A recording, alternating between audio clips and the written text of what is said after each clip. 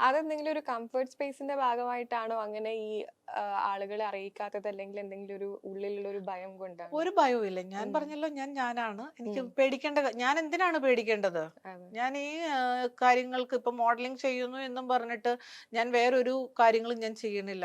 ഉം. ഞാൻ എന്റെ വർക്ക് കഴിയുന്നു, ഞാൻ എന്റെ വീട്ടിൽ പോകണു. ഉം. അല്ലാതെ ഒരിടത്തും ഞാൻ നിൽക്കണില്ല. പക്ഷെ രാത്രികാലങ്ങളിൽ ഞാൻ എവിടെങ്കിലും കഴിക്കാനോ റെസ്റ്റോറന്റിലോ എവിടെങ്കിലും താമസിച്ചെന്ന് പറഞ്ഞാൽ ഉം. എന്റെ ഒരു പ്രൈവസിയാണ്. ഒരാളെയും ഞാൻ അതിൻ്റെ അകത്ത് ഉൾപ്പെടുത്താറില്ല. ഉം. എനിക്ക് എന്റെ വഴി. എങ്ങനെയായിരുന്നു ഈ ഒരു മോഡലിംഗ് ഭയങ്കര ഇപ്പൊ പാഷനേറ്റ് ആയിട്ട് ചെയ്യുന്നതല്ലേ? അതെ. ഇപ്പൊ വേറെ ജോലിയൊന്നും ചെയ്യുന്നില്ല, ഇല്ല, മോഡലിംഗിൽ മോഡൽ മാത്രം കോൺസെൻട്രേറ്റ് ചെയ്തിരിക്കുകയാണ്. അപ്പൊ എപ്പോഴായിരുന്നു, എത്ര കാലമായി മോഡലിംഗ് ചെയ്യാൻ ഒരു പത്ത് തുടങ്ങിയിട്ട്? പന്ത്രണ്ട് വർഷമായി. 10-12 വർഷമായി. പക്ഷെ ഇപ്പൊ റീസെന്റ് ആയിട്ടാണല്ലേ ആളുകൾ ഒന്ന് ശ്രദ്ധിച്ചു തുടങ്ങിയത്? അല്ല, ആദ്യമൊക്കെ ഉണ്ടായിരുന്നു. ആദ്യം എന്ന് ഉണ്ടായിരുന്നു. പറഞ്ഞു കഴിഞ്ഞാൽ ഞാൻ പറഞ്ഞില്ലേ, നമ്മുടെ രൂപത്തിലും ഭാവത്തിലും കുറച്ച് ഉം. മാറ്റങ്ങൾ വന്നുകൊണ്ടിരിക്കുമ്പോൾ ആളുകൾ ഉം. ശ്രദ്ധിക്കും എന്ന് പറയാം.